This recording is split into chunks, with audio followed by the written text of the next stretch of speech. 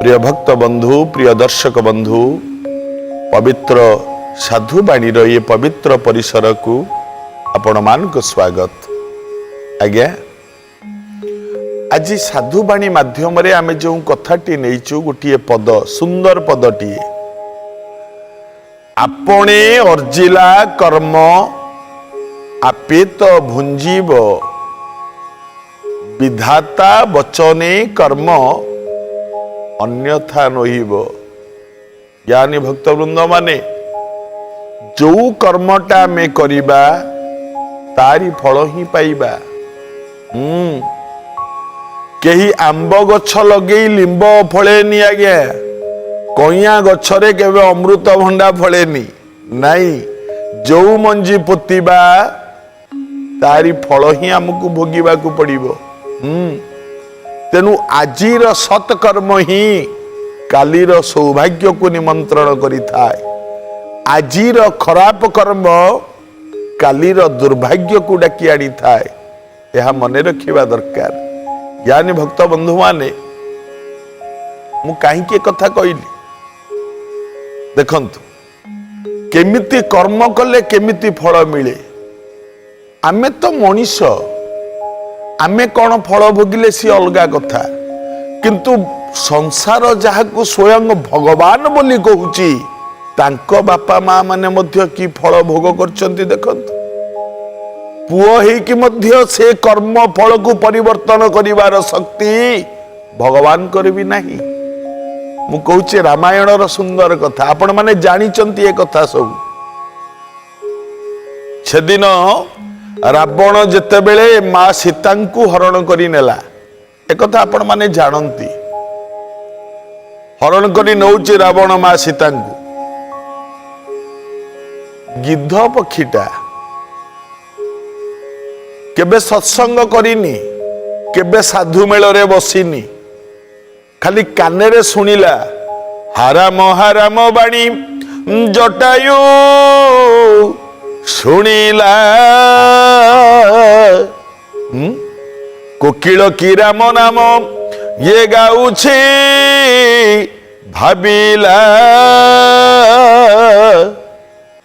हाराम सीता कहउचंती, जनक नंदिनी माँ सीता रथरे बसैकी नौची रावण। हाराम हाराम हाराम। आज्ञा आग काले त्रेता जुगे सीता माँ जे कि पद्मिनी जातिया नारी माँ लक्ष्मी स्वयं जी तांको स्वामी ना धरिकी सी कहते। आजिकाली किछि माँ अच्छी जदि तांको पचारे तांको स्वामी ना कौन पाखे कहीदौनु तो भाई को ना कहीदे। कई स्वामी को ना धरले कौन? अरे माँ माने स्वामी को ना धरवा को नहीं, सी बड़ मोठू मो स्वामी मो देवता या भाविकी तो ना धरुना ना। आ स्वामी मनर जो आघात लगुच माँ माने हेतु परिवर्तन करूना। नहीं नहीं सी नुह।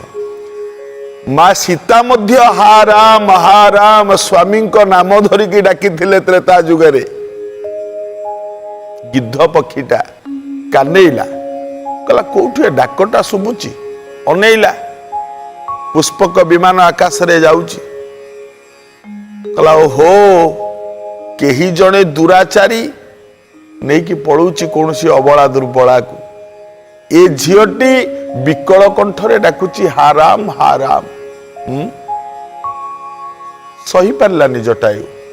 मने मने चिंता कला ना सी जिए होना कहीं प्रतिरोध करिवाटा मो काम।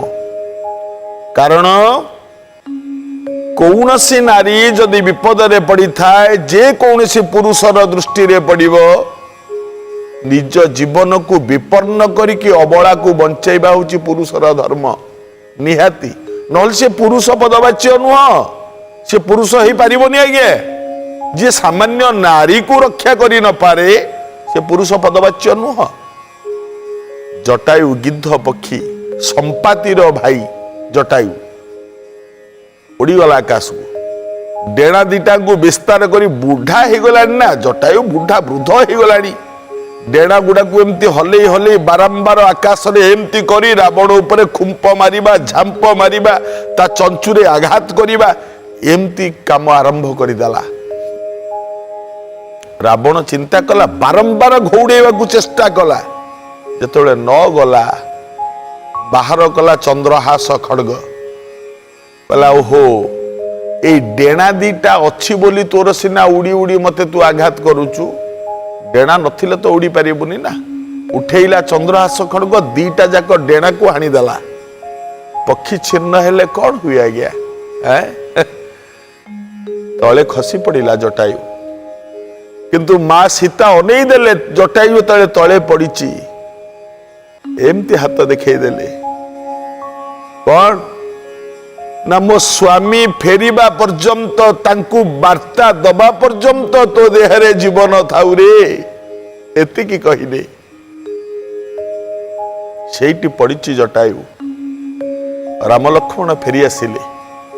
आपण माने सब जानिचंती रामायण रे पवित्र आख्यान फेरी आसिले अनेई देले विकल कंठरे जटायु राम राम मुमूर्षु अवस्था मरिबा आसन्न निकट हो गलानी मरिबा राम राम राम कहीं आज्ञा भगवान अनेई देले एमती हाथ रे टेकी आनिले गिद्ध पक्षी की आनिकी कोले रे बसई देले निजे गोटे छोट कथा आज्ञा आमे माने कहंती जदि भगवान कर सानिध्य पाइबा को इच्छा दिन राति प्रभु को नाम भजन कर सत्संग कर प्रवचन शुण हरिनाम शुण गीता पाठ कर ताहले भगवान कर दर्शन मिलिबो तांको सानिध्य पाइबो। आज्ञा मते थरे कहले ये जो गिद्ध पक्षी जटायु ये जीवन रे केबे सत्संग करिछि जीवन रे केबे धर्म आलोचना करिछि जीवन रे केबे साधु संत माने भागवत पढ़ला बेली बसिकी सुनिछि ना को ऋषि समाज रे जाइकी बसिछि ना कम करिछि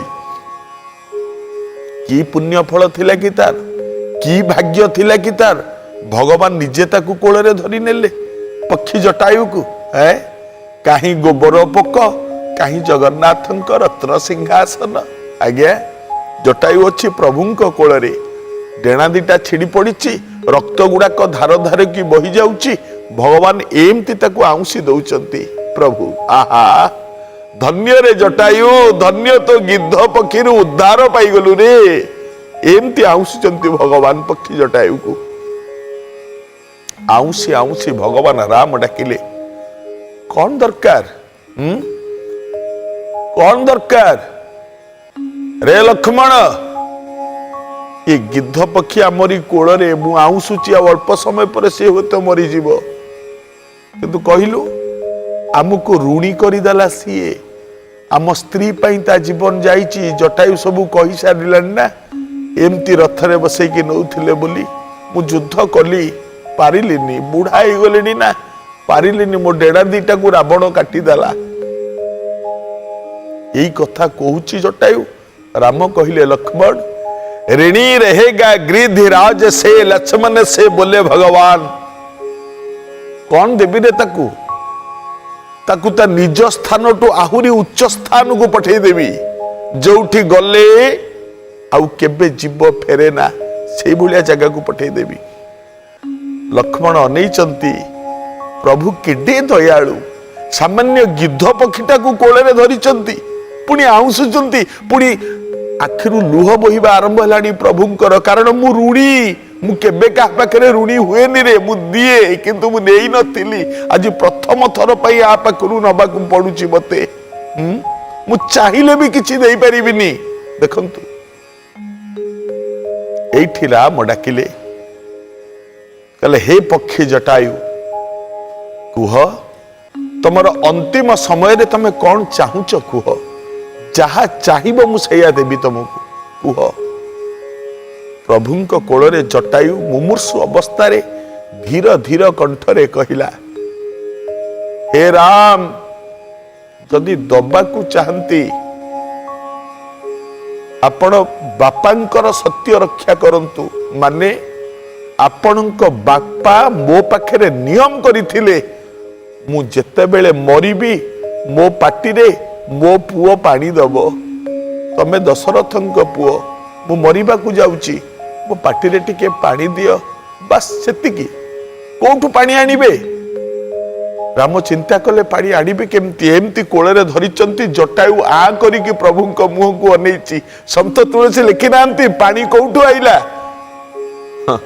कौन लिखिले प्राण विहीन शरीर गोदी में लिए राम करुणा बरसाए कमल नयन की अश्रु धार में प्रभु अंतिम स्नान कराए प्रभुंक नेत्र कमलरू लुह गुड़ाक झरी पड़ुची जटायु आ करिके ठप ठप लुह पी जाउची पानी पाईगला जटायु हठात एतिक बेले पछपटरू गोटे अट्टहास्य सुभिला जटायु पानी पाउची रामंक आखि लुह टक टक की गिली दउची पानी पाउची जटायु गोटे अट्टहास्य सुभिला पछपटरू राम कहले किए हसिला चारियाडू को अनेले काहाकू देखिलेनी ए हसटा पुणी गोटे कांदरे परिणत हो गला किए कांदिला किए हसुची कांदुची किए आज्ञा सी विरति विरति पर स्वागत प्रिय भक्त बंधु प्रिय दर्शक बंधु आज्ञा जटायु पानी पाइबा समय रे पछपटरू केही गोटे जोरे हसिला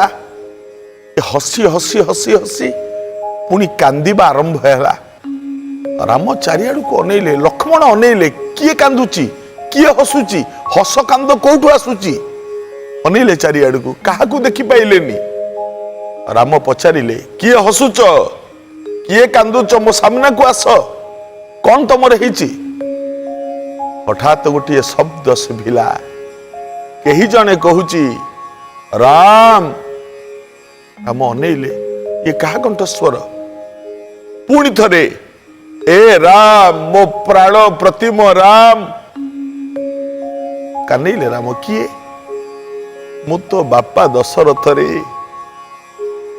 एतिके शुणिले राम तो जानी नाहंती ना राम तो मृत्यु बेलू को नथिले ना दशरथ मृत्यु बेलू को हाथ दिटा आपे आपे जोड़ी ही गला रामंकर बाबा कौन है आपण एमती हसुचंती पुणी कांदुचंती कहीं दशरथंकर आत्मा कहूची हे राम सबु बापा माने जहा चाहती मु भी सैया चाहिथिली किंतु तू सैया कलुनी कौन कलिनी मु सामान्य गोटे गिद्ध पक्षी मला बेलू को ता पाटी रे पछके पानी देलु मु तो बापा रे सबु बापा माने चाहती मला बेले मो पुओ मो पाखे रे थाऊ मो पाटी रे टिके पानी दो सबु बापा माने चाहती ना तू कौन कलु तू जदि चाही था तू परा सृष्टि निर्णायक तू परा सृष्टि नियामक पुरुष सृष्टि आदि अंत होचु तू तेणु तू जदि चाही था कौन मो पाटी रे टिके पानी दे पारि न था मो मला बेले तू चाहिलुनी कहीं चाहिलुनी कारण कौन मु तो बापा परा जहा पाई तू 14 वर्ष वनवास को पछके हसी हसी ग्रहण करि नेलु मथापाती सही नेलु 14 वर्ष रो वनवास तू पाटी रे टिके पानी देलु राम कौन पाई हाथ जोड़ी चंती भगवान देखिले बाबा एतिरे मो दोष कौन मु कौन करि परिबी कला काहे की राम एठी कहिले आजिर साधुवाणी जो पदटी आपणे अर्जिला कर्म आपे तो भुंजीब विधाता वचने कर्म अन्यथा नुहिब बाबा तमे जो कर्म करिच ता फल ही तमे भोगिब मु कौन करि परिबी दशरथ कहले मु कली कौन तले मने पकांतु जेतबेले केही जन्म ही नथिलु आमे संतान माने आपण से दिन शिकार करिबा पई जंगल को आसीथिले अंध अंधुणींकर गोटिए बोली पुओ सिंधु बा श्रवण कुमार कांधरे भार बहन करी जेता बापा मां को तीर्थ पर्यटन रे नौथला देख जोगा पुओ पुओ हिसाब रे उदाहरण रखी दे की गला सब दिन पाई लोक माने टिके टिके कथारे कहंती अरे तू श्रवण कुमार भलिया पुओ हो रे उदाहरण दियंती कारण उदाहरण पालटी गला श्रवण कुमार बापा मां को शोष हैला अंध अंधुणी ना बाबा ठीक पानी आणंतु रे शोष हैलानी गोटे वृक्ष मूल भार को थोई कलसीटी धरी गला पानी आने को। राम कहउचंदी बाबा तमे जगिकी बसी थाओ हरिणटीए पाइले सर मारिबो। जेतेबेले पानीटा आनिबा पाई कलसीटा बुड़े देछि ना झरणा पानी रे कौन हैला हठात ए गप गप गप गप शब्दटा को सुनी तमे चिंता कल केही गोटे हरिण जलपान करुची शब्द भेदी बाणटा को छाड़ीदेल तमे से बाण जाइकी विद्ध हो गला बक्षरे एक सुकुमार बालक टली पड़िला से लाल कला सरजु अंग केही केही कहती सरजु नदी कूल केही केही कहती झरणा कूल जोठी होना कहीं ए राजन कौन कहितिला मने पकाओ आ अल्प समय पर मु मरिबी किंतु मो दुख रही गला श्रवण कहितिला कौन ना न मारिल एका मते मारी तीनी जण केउ जस अरजिल अयोध्या राजन। तमे मते एका मारिलनी मो संगे संगे आउ दीटा जीवन चली जीव कारण मो मार आखि के दिसुनी कि मो बापा को आखि के दिसुनी काली जते बेले मो माँ को शोष हब मो माँ कहब सिंधुरे पानी टोपे दे किए दब मो माँ हाथ में पानी टोपे मो बापा को जिते बड़े क्षुधा लगे भोक लगे मो बापा कहे सिंधुरे कौन खंडे खाइबा को दे रे किए खुआई दब मो बापा को कहल देखी मु तांकर अंधर जस्ती अंधर बाड़ी केही नाहंती तांकर संसार रे मो छड़ा कहीं काम कल किंतु हे राजन मु एतिकी कहूची मो कथा मानिबो। दशरथ हाथ जोड़ी कहउचंती कुह ऋषिपुत्र कौन करिबी मु कुह शुण ई कलसीटी रे पानी भर्ती करी मो बाप मां को आग पियाइब मला खबर आग दबनी आ जदि मला खबरटा सी पाई जानती ना मु मरी जाइछि बोली ताले सी आउ पानी पीबेनी मने रखिब राजन ए कथा। एतिकी कही सिंधु सेठी टली पड़िला। राम कहउचंती दशरथ को बापा सुन तुम कर्म कौन कहीं मु तुमको पानी देली नहीं सुन राजा दशरथ पानी कलसीटी को पूर्ण कले कलसीटी को धरी धीरे धीरे जाउचंती अंध अंधुणी को पाखकू पत्र खड़ खड़ हैला आस बाप धन जल टोपे दियो बाबू तृषारे दहन। ये पत्र खड़ खड़ शब्द सुनी अंधुणी कहूची आ बाबा अरे ते विलंब कहीं करूचु पानी टिके दे रे हम पर अपेक्षा रे अछि तो अपेक्षा रे आ। राजा दशरथ निर्बाक निस्पंद किछि नाही कथा चुप की ठिया हेले पानी कलसीटी बढ़ई देले अंधुणी पानी कलसीटी धरिला आखि की तो देखा पड़ुनी ना किछि कहूनु कहीं पानी पी नांती अंध अंधुणी हाथ में कलसीटी के धरी अंधुणी कहूची अरे किछि कहूनु कहीं राजा हाथ को जोड़िले कहले माँ मु तुम पुओ नुह मु अयोध्यार राजा दशरथ तो अंध पचारिले आम पुओ तम हाथ में पानी पठे दे कि गला कुआड़े। राजा दशरथ भो भो कांदी पकेले।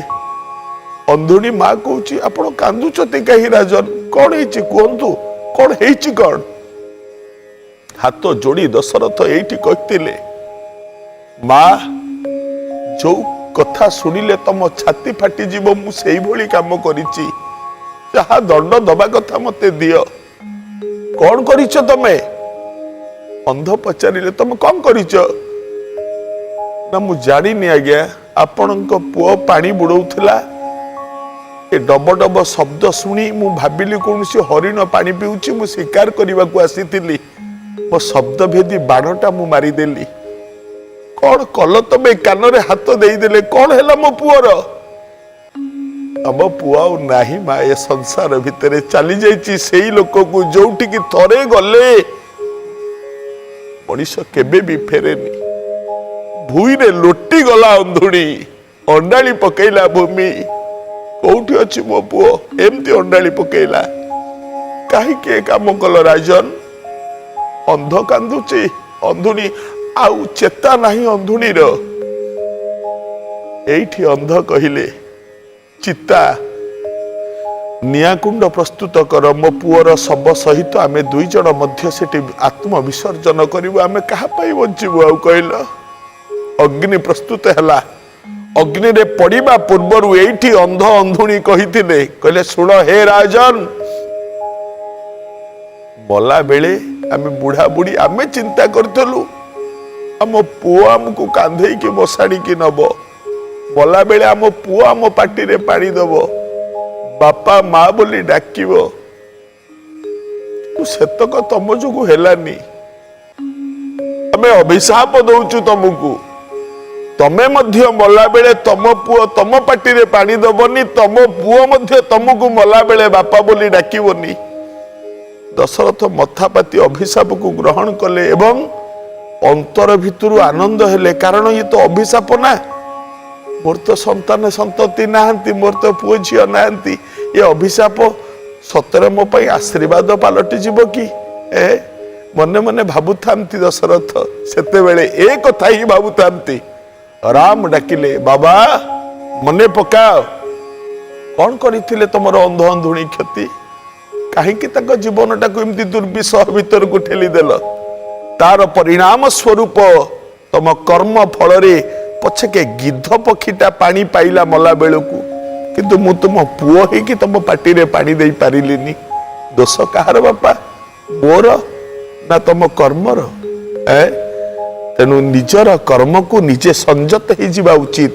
ମୁଁ ଆଜି ଯୋଉ କର୍ମ କରୁଛି, ଏ କର୍ମ କଲେ କାହାର କ୍ଷତି ହଉଛି କି ଲାଭ ହଉଛି, ସଂସାରର ମଙ୍ଗଳ ହଉଛି କି ଅମଙ୍ଗଳ ହଉଛି, ଆକୁ ଧ୍ୟାନରେ ରଖି ଯିଏ କର୍ମ ଯଦି କରିବ ନା, ତେବେ କିଛି ଅଶୁଭ ହବନି, ସବୁ ଶୁଭ ହେଇଯିବ।